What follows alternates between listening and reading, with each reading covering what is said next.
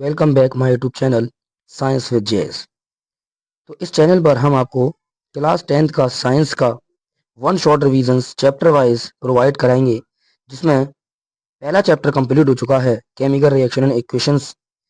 जिन बच्चों ने chemical reactions और इक्वेशन वाला चैप्टर नहीं देखा है, वो प्लेलिस्ट में जाकर चैप्टर नंबर 1 रिवाइज कर सकते हैं और अपने घर बैठकर आसानी से नोट्स भी बना सकते हैं। तो आइए स्टार्ट करते हैं अपना हम क्लास 10th का चैप्टर नंबर 2, जिसका नाम है एसिड्स, बेसिस एंड सॉल्ट्स के बारे में। तो आइए बात करते हैं अपने हम एसिड्स, बेस और सॉल्ट्स के बारे में। सबसे पहले हम देखेंगे एसिड्स और बेसिस के बीच में डिफरेंस के बारे में कि इनमें क्या फर्क होता है, हम एसिड्स और बेसिस को कैसे पहचान सकते हैं। तो आइए सबसे पहले पॉइंट की बात करते हैं एसिड्स के बारे में, जिसमें लिखा है सोर इन टेस्ट, यानी एसिड जो होते हैं वो हमारे स्वाद में खट्टे होते हैं। और बेसिस का पहला पॉइंट है बिटर इन टेस्ट, यानी जो बेस होते हैं हमारे वो कड़वे होते हैं। पॉइंट नंबर 2 की बात करते हैं, change the blue litmus to red. ये ब्लू लिटमस को रेड में कन्वर्ट कर देते हैं। और bases change red litmus to blue, ये लाल लिटमस को ब्लू में कन्वर्ट कर देते हैं। बात करते हैं इनके एग्जाम्पल के बारे में, तो hydrochloric acid, sulphuric acid, nitric acid, acetic acid, ये हमारे एसिड्स के एग्जाम्पल हैं। और बेस की बात करते हैं, sodium hydroxide, potassium hydroxide, calcium hydroxide और अमोनियम हाइड्रोक्साइड, ये हमारे बेसिस के एग्जाम्पल हैं। तो ये इनके डिफरेंस है, एग्जाम में एसिड बेस डिफरेंस आते हैं, तो इनको अच्छे से तैयार किया जाए। आगे बात करते हैं अपने हम some naturally occurring acids. Naturally occurring acids का मतलब होता है ऐसे एसिड्स जो हमें नेचर ने प्रोवाइड कराए, जैसे कि विनेगर, जिसको हम एसिटिक एसिड भी कहते हैं। जैसे कि हमें विनेगर से हमें एसिटिक एसिड मिलता है। जैसे कि ऑरेंज, जिससे हमें सिट्रिक एसिड मिलता है। जैसे कि लेमन, जिससे हमें सिट्रिक एसिड मिलता है। टर्मेरिन, जिससे हमें टार्टरिक एसिड मिलता है। और टोमेटो, जिससे हमें ऑक्जेलिक एसिड मिलता है। और मिल्क, जिससे हमें लैक्टिक एसिड मिलता है। आंट एंड नेटल स्टिंग, जो चींटी होती है उसके टंग से हमें मेथेनोइक एसिड मिलता है। अगर चींटी काट लेती है तो जिसकी वजह से हमारे उस रीजन पर जलन पड़ना स्टार्ट हो जाती है, वो मेथेनोइक एसिड की वजह से। तो ये थे हमारे सम नेचुरली अकरिंग एसिड्स, जिसमें आपको इंपॉर्टेंट एसिड्स हैं एसिटिक एसिड और सिट्रिक एसिड और ऑक्जेलिक एसिड। आइए बात करते हैं अपने हम नेक्स्ट टॉपिक के बारे में, acid base indicator. Acid base indicator का मतलब होता है ऐसे इंडिकेटर्स, ऐसी टूल जो हमारे एसिड और बेस को पहचानते हैं कि कौन एसिड है और कौन बेस है। जैसा कि लिखा है, indicate the presence of an acid और बेस इन अ सॉल्यूशन, यानी ये इंडिकेट करते हैं कि किसी सॉल्यूशन के अंदर उसमें एसिड प्रेजेंट है या फिर बेस प्रेजेंट है। जैसा कि आगे लिखा है, litmus solution, it is a natural indicator, it is purple dye extracted from lichens, other examples are red cabbage and coloured petals of petunia and turmeric. जो लिटमस सॉल्यूशन होता है ये हमारा एक नेचुरल इंडिकेटर है, यानी ये हमें प्राकृतिक तौर पर मिला है। It is a purple day, और ये एक पर्पल कलर का होता है, एक्सट्रैक्टेड निकाला जाता है लाइकेंस से। इसके अदर एग्जाम्पल है हमारे, जैसे कि रेड कैबेज और कलर्ड पेटल्स, पेटल्स हमारे फ्लावर का एक पार्ट होता है, colour petals of petunia and turmeric, यहाँ से भी ये एक्सट्रैक्ट किया जाता है। बात आती है दूसरे लिटमस की, हमारे all factory indicator. All factory indicators, ये जो इंडिकेटर हैं ये हमारे सिर्फ स्मेल को देखकर बताते हैं। ऑल फैक्ट्री, क्योंकि ऑल फैक्ट्री रिसेप्टर्स हमारी नोज के अंदर पाए जाते हैं। देखते हैं क्या लिखा है इसमें। जैसे कि लिखा है, show odour changes in acidic और basic media, example onion and clove. जैसे कि हम जब ऑनियन, प्याज और क्लोव यानी लौंग हमारे कांटेक्ट में आती है तो हमें वो ऑल फैक्ट्री इंडिकेटर से पता चल जाती है। आगे बात करते हैं अपने हम एसिड बेस इंडिकेटर के बारे में। क्या होते हैं हमारे एसिड बेस इंडिकेटर, यानी एसिड और बेस को पहचानने वाले। एक टेबल बनी है, मोस्ट इंपोर्टेंट टेबल है एग्जाम के पॉइंट ऑफ व्यू से, जिसमें हमारे आर्टिफिशियल इंडिकेटर और कुछ नेचुरल इंडिकेटर भी शामिल हैं, जो बताते हैं क्या एसिड और बेस कैसे अपने आप को शो करते हैं। जैसा कि पहला लिखा है, ब्लू लिटमस सॉल्यूशन। अगर हम ब्लू लिटमस सॉल्यूशन को देखते हैं तो ये हमारे एसिड को रेड में बदल देता है और बेस में कोई फर्क नहीं आता। इससे पता चल जाता है, हम अगर ब्लू लिटमस सॉल्यूशन लगाते हैं तो अगर हमारा सॉल्यूशन रेड हो जाता है तो हमें लगता है कि इसके अंदर एसिड मौजूद है। दूसरा पॉइंट है रेड लिटमस सॉल्यूशन।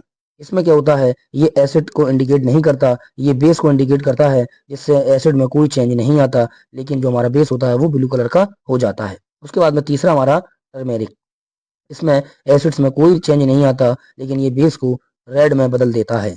एक है हमारा मिथाइल ऑरेंज, ये हमारे एसिड को रेड में बदल देता है और बेस को येलो में बदल देता है। एक ही हमारा फेनोल्फथलीन जो कलरलेस होता है, लेकिन एसिड में कोई चेंजेस नहीं आता और बेस हमारा पिंक हो जाता है। तो ये थे हमारे एसिड बेस इंडिकेटर के बारे में।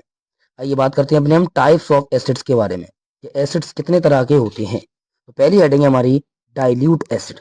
डाइल्यूट का मतलब होता है पतला, यानी ऐसे एसिड्स जिनमें वाटर का अमाउंट ज्यादा है और एसिड कम है उसको हम डाइल्यूट एसिड कहते हैं। जैसा कि हमारी डेफिनेशन में लिखा है, contains only a small amount of acid, large amount of water.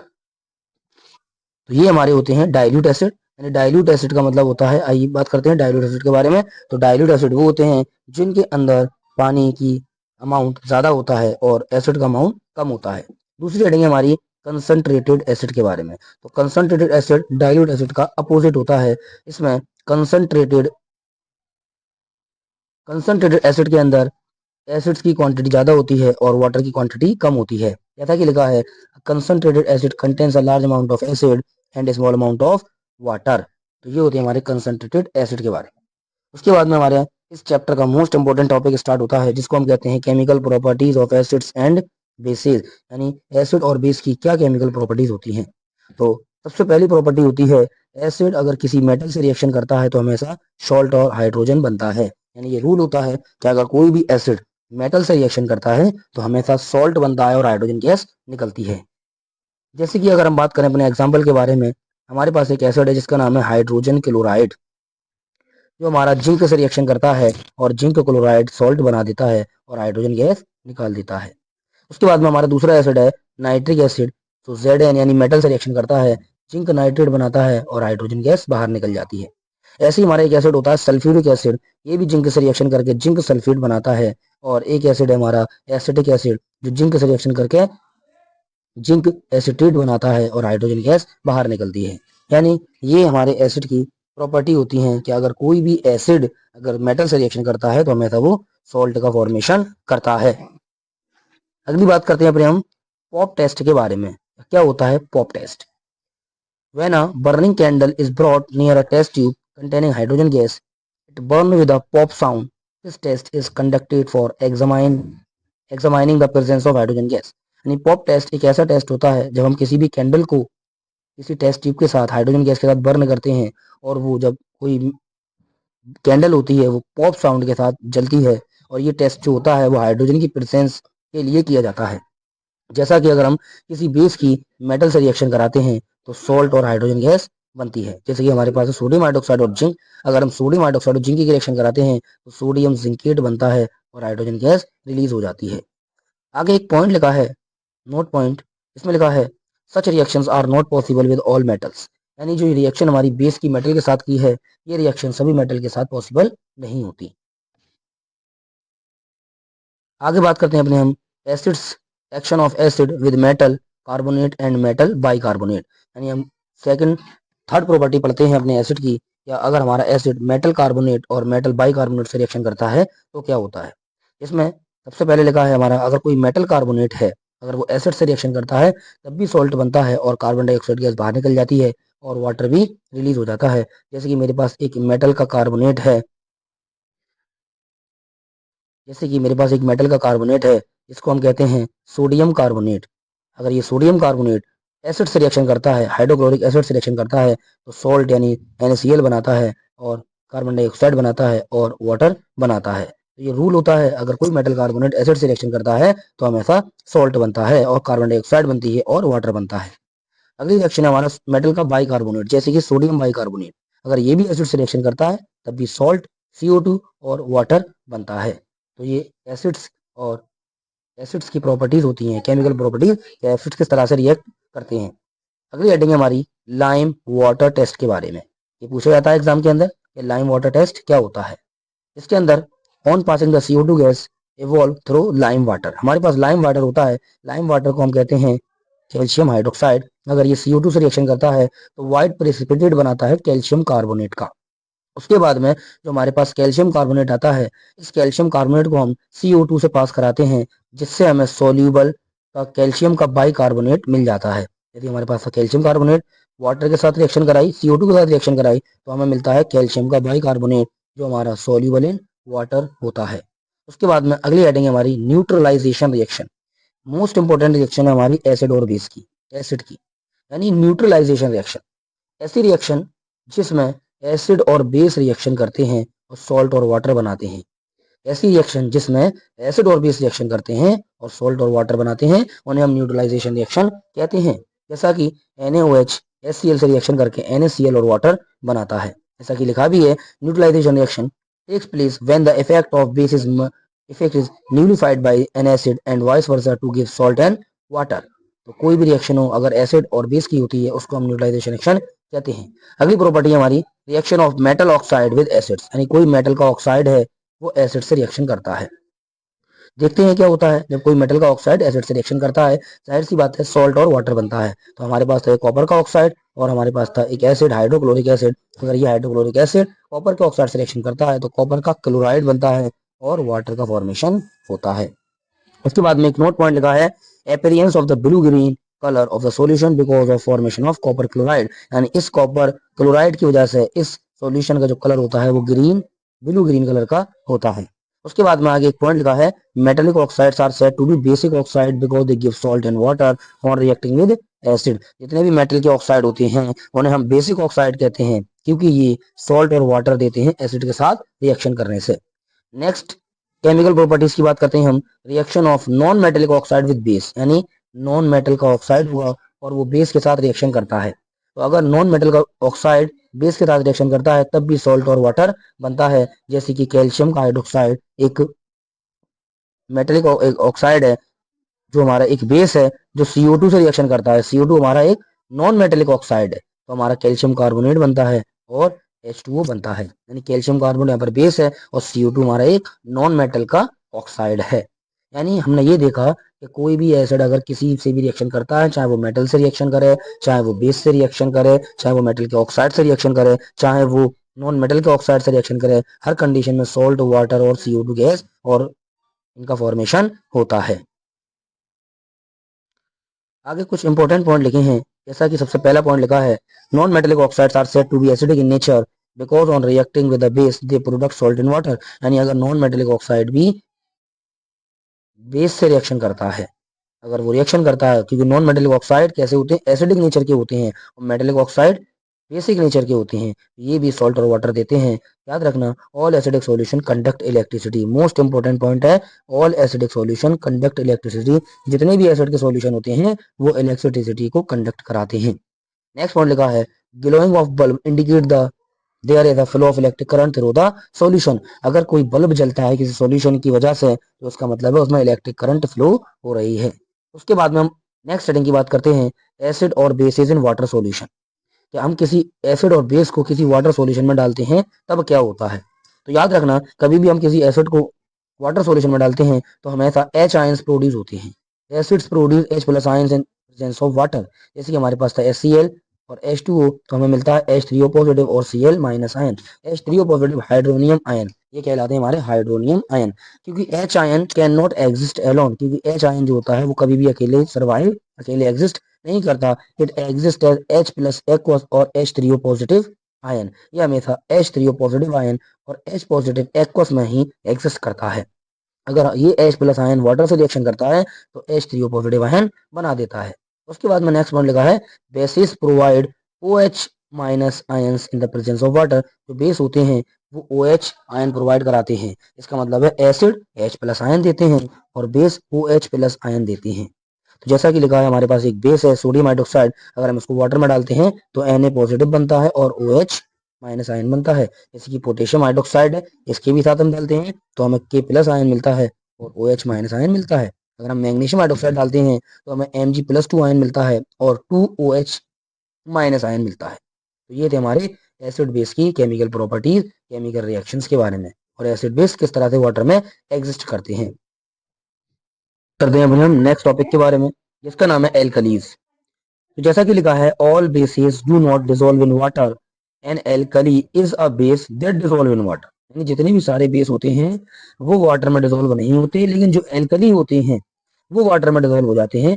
Common alkalis are, जिसमें आपको कुछ एग्जांपल दिए गए हैं, जैसा कि सोडियम हाइड्रोक्साइड दिया गया है, पोटेशियम हाइड्रोक्साइड, कैल्शियम हाइड्रोक्साइड और अमोनियम हाइड्रोक्साइड। उसके बाद में एक खास पॉइंट लिखा है, all alkalis are bases but all bases are not alkalis, सभी एल्कलीज बेस होते हैं मगर सभी बेस एल्कलीज नहीं होते। इसमें एक प्रिकॉशन के बारे में लिखा गया है, precaution must be taken while mixing acid or bases with water.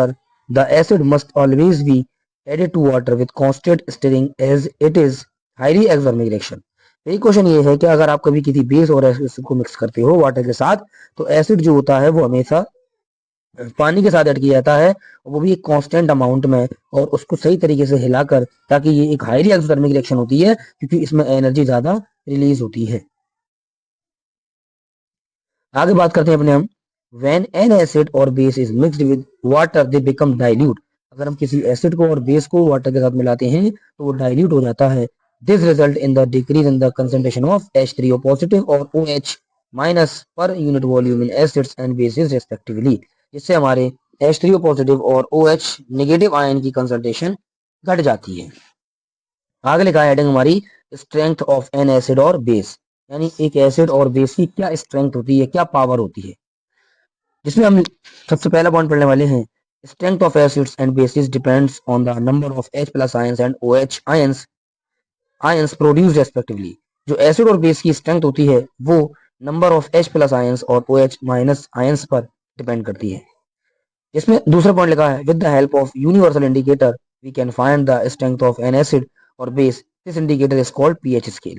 यानी एक ऐसा इंडिकेटर जो यूनिवर्सल इंडिकेटर है, उस यूनिवर्सल इंडिकेटर की हेल्प से हम किसी भी एसिड और किसी भी बेस की स्ट्रेंथ को मेजर करते हैं और उसी को हम इंडिकेटर को हम पीएच स्केल कहते हैं। ये मोस्ट इंपॉर्टेंट क्वेश्चन हमारा पीएच स्केल के बारे में ये आता है कि व्हाट इज पीएच स्केल। तो पीएच स्केल एक ऐसा इंडिकेटर है, यूनिवर्सल इंडिकेटर है जो हमारी एसिड और बेस की स्ट्रेंथ को बताता है। पीएच का मतलब होता है पोटेंस, इन जर्मन मींस पावर।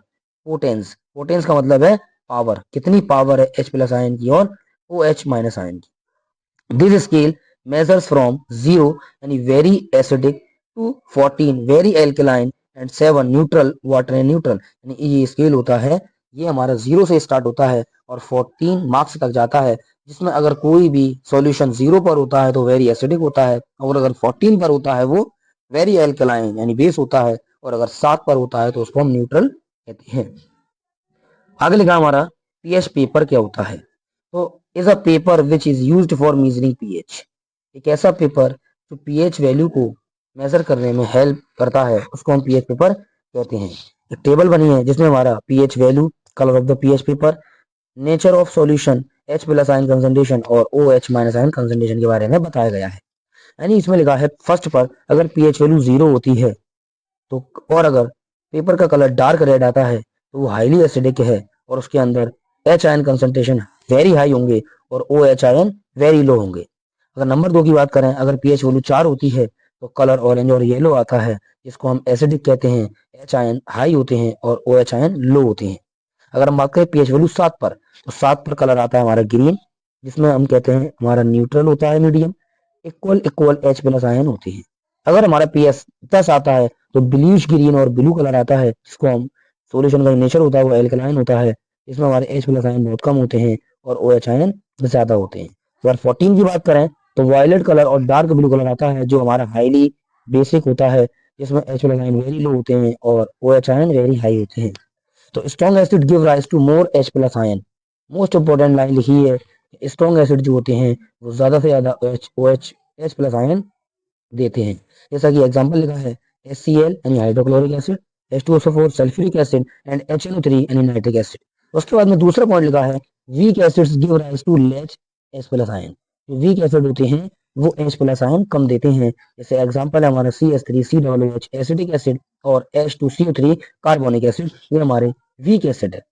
तीसरे पॉइंट में लगा है स्ट्रॉन्ग बेसिस के बारे में, strong bases give rise to more OH plus ions. जाहिर सी बात है जो स्ट्रॉन्ग एसिड थे वो H प्लस आयन ज्यादा दे रहे थे, और यहाँ पर जो स्ट्रॉन्ग बेसिस होंगे वो OH आयन ज्यादा देंगे, जिसमें हमारे एग्जांपल लिखे हैं NaOH, KOH और कैल्शियम हाइड्रोक्साइड। उसके बाद में हमारा फोर्थ पॉइंट लिखा है वीक बेसिस, कमजोर bases give rise to less OH plus ion, सबसे हमारा आता है अमोनियम हाइड्रोक्साइड यानी NH4OH के बारे में।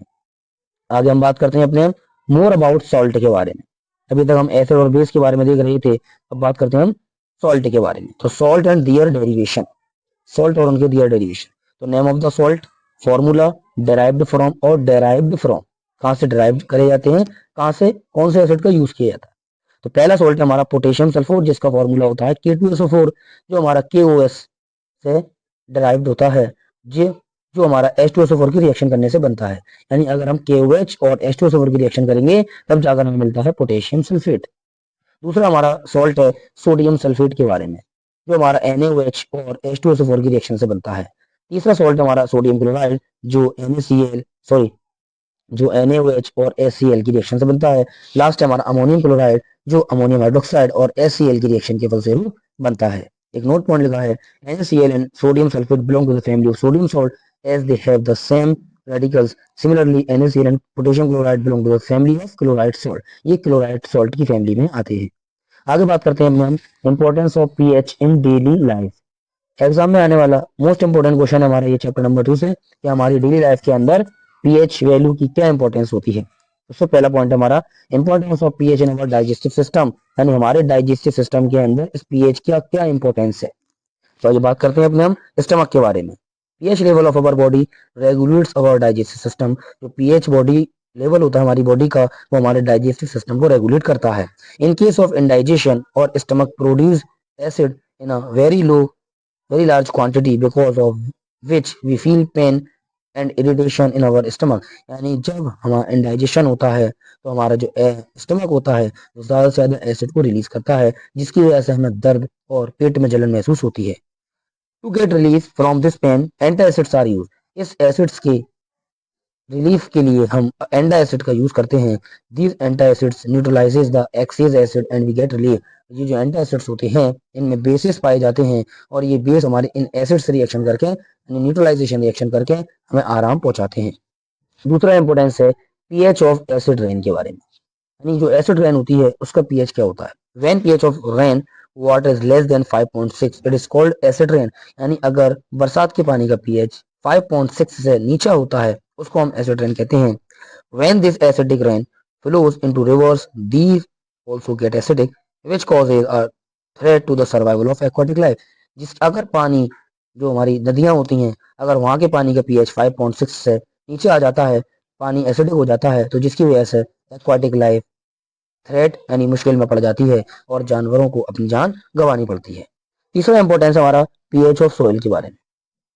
तो plants require a specific range of pH for their healthy growth. यानी प्लांट्स को एक अच्छी ग्रोथ करने के लिए इस स्पेसिफिक रेंज ऑफ पीएच की रिक्वायरमेंट होती है। If pH of soil of any particular place is less और more than normal then the farmers add suitable fertiliser to it. अगर हमारी मिट्टी का पीएच वैल्यू कम या ज्यादा होती है नॉर्मल पीएच से, तो जो किसान होते हैं उसमें फर्टिलाइजर्स ऐड करते हैं ताकि उस मिट्टी के पीएच को नॉर्मल बनाया जा सके। आगे लिखा है our body functions between the range of 7 to 7.8 living organism can survive only in the narrow range of pH change। यानी हमारी जो बॉडी के फंक्शंस होते हैं वो 7 और 8 के बीच अच्छे काम करते हैं। नेक्स्ट पॉइंट है टूथ डिके एंड पीएच, यानी दांतों में जो हमारे कैविटीज हो जाती हैं या हमारे टीथ प्रॉब्लम हो जाती हैं, वो क्यों हो जाती हैं, एसिड की वजह से, पीएच की वजह से। Bacteria present in the mouth produce acids by degradation of sugar and food particles remaining in the mouth. Using toothpaste, which is generally basic, can neutralize the excess acid and prevent tooth decay। यानी हमारे दांतों का क्षय जो होने लगता है, दांत खराब होने लगते हैं, क्योंकि हमारे माउथ में जो बैक्टीरिया होते हैं वो एसिड का फॉर्मेशन करने लगते हैं, जिससे हमारे दांतों पर फर्क पड़ने लगता है। तो पीएच वैल्यू नॉर्मल न होने से हमारे दांत भी खराब होने लगते हैं। नेक्स्ट हमारा बी स्टिंग और nettle sting contains methanoic acid which causes pain and irritation. मैं आपको पहले ही बता चुका हूँ जब हमने पढ़ा था नेचुरली अकरिंग एसिड्स में कि जो बी स्टिंग होती है, जो मधुमक्खी का डंक होता है, जो मधुमक्खियां होती हैं, जो हमारी नेटल स्टिंग होता है, इसके अंदर मेथनोइक एसिड पाया जाता है जो हमें दर्द देता है और जलन देता है, जिसकी वजह से हम उस जलन को आराम करने के लिए बेकिंग सोडा का भी यूज कर लेते हैं। तो when we use a weak base baking soda on it we get relief, जिससे हमें आराम मिल जाता है। तो ये थे हमारे इंपॉर्टेंस ऑफ पीएच हमारे डेली लाइफ के अंदर क्या क्या पीएच के इंपॉर्टेंस होते हैं। आगे बात करते हैं अपने न्यूट्रल सॉल्ट के बारे में। तो न्यूट्रल सॉल्ट क्या होते हैं, ऐसे सॉल्ट जिनका पीएच 7 होता है।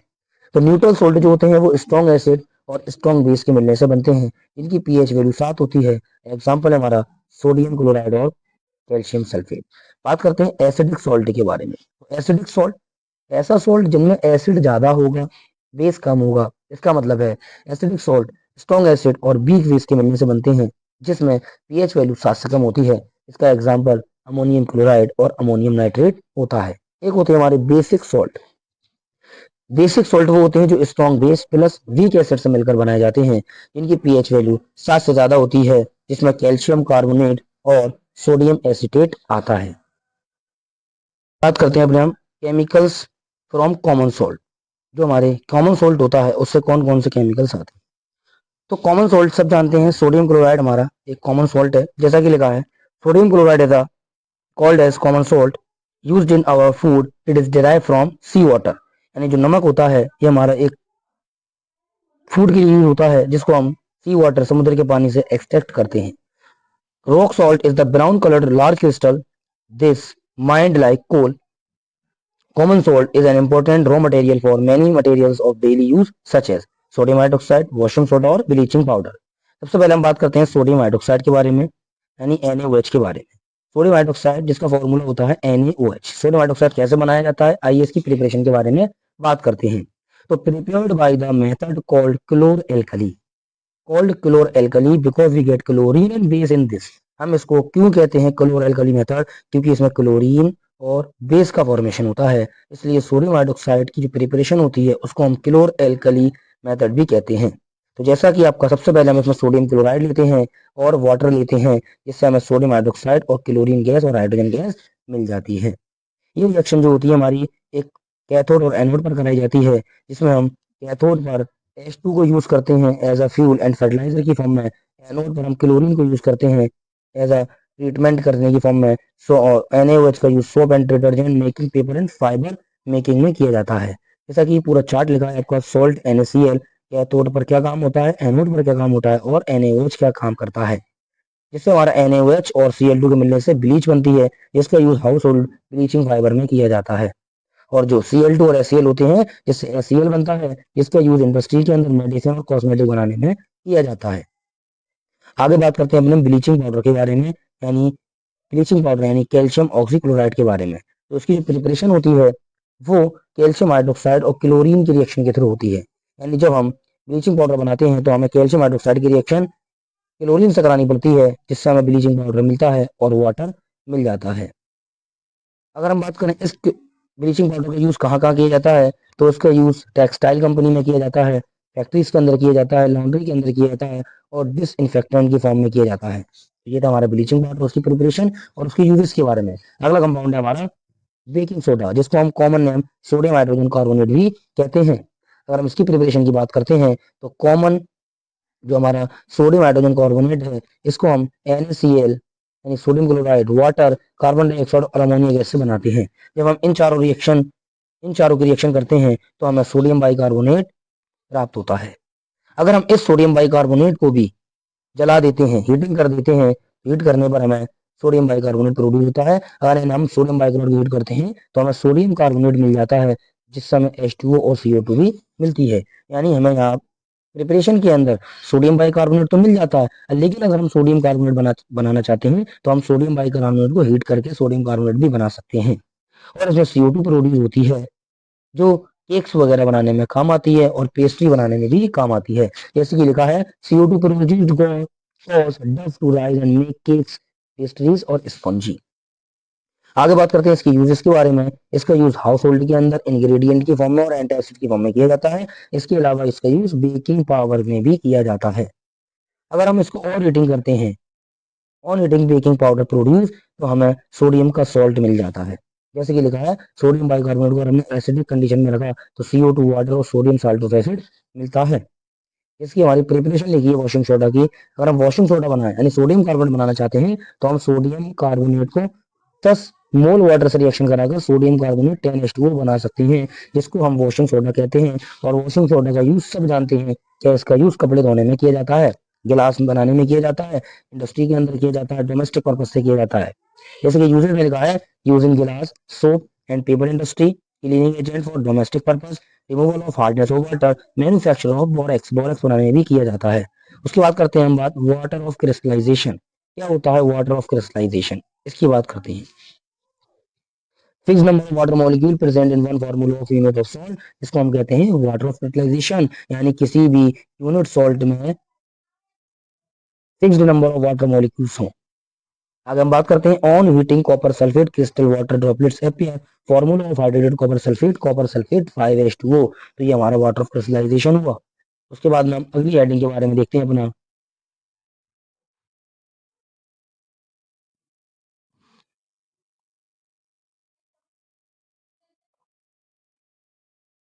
आगे बात करते हैं अपने हम जिप्सम के बारे में। Gypsum also contain water of crystallisation. Formula of gypsum आता है हमारा 1 नंबर के लिए calcium sulphate 2H2O। On heating gypsum at 373 kelvin it becomes calcium sulphate half H2O plaster of Paris. यानी अगर हम जिप्सम को गर्म करते हैं तो हमें प्लास्टर ऑफ पेरिस मिल जाता है। Plaster of Paris use as plaster for fracture bond. Plaster of Paris का यूज हम टूटी हड्डियों को जोड़ने में करते हैं। When plaster of Paris mixed with water it change gypsum. अगर हम प्लास्टर ऑफ पेरिस को भी वाटर के साथ ऐड करते हैं तो ये जिप्सम में कन्वर्ट हो जाती है। उसकी बात करते हैं हम इसका यूज कहाँ होता है, यानी use of plaster of Paris. Toys बनाने में इसका यूज होता है, डेकोरेटिव मटेरियल बनाने में इसका यूज होता है, और स्मूथ सरफेस बनाने में इसका यूज होता है। तो ये था हमारा चैप्टर नंबर 2, जिसमें हमने एसिड बेस और सॉल्ट के बारे में देखा, जिसमें हमने अपने एसिड और बेस में डिफरेंस पढ़े, जिसमें हमने chemical properties of acid base पढ़ा, और हमने पीएच के बारे में पढ़ा, और हमने कुछ कंपाउंड्स के बारे में भी देखा। तो ये हमारा चैप्टर नंबर 2 क्लास 10th का बहुत ही इंपॉर्टेंट चैप्टर है। यहाँ से आपको बहुत सारे क्वेश्चंस मिल जाएंगे। नोट्स बनाने की आपको जरूरत नहीं है, ये आपके पीडीएफ कंप्यूटर प्रिंट नोट्स हैं। अगर कोई बच्चा नोट्स नहीं बना सकता है तो वो डिस्क्रिप्शन में आकर नोट्स को डाउनलोड भी कर सकता है, पीडीएफ को डाउनलोड कर सकता है। इन शॉर्ट नोट से आप अपने बोर्ड एग्जाम की अच्छे से तैयारी कर सकते हो और बोर्ड एग्जाम के अंदर अच्छे नंबर पा सकते हो। इसी तरह से इस चैनल पर आपको हर एक चैप्टर के वन शॉट मिलते जाएंगे और आप हर एक चैप्टर के वन शॉट को अच्छी तरह से देखकर अपने बोर्ड एग्जाम में अच्छे नंबर पा सकते हो।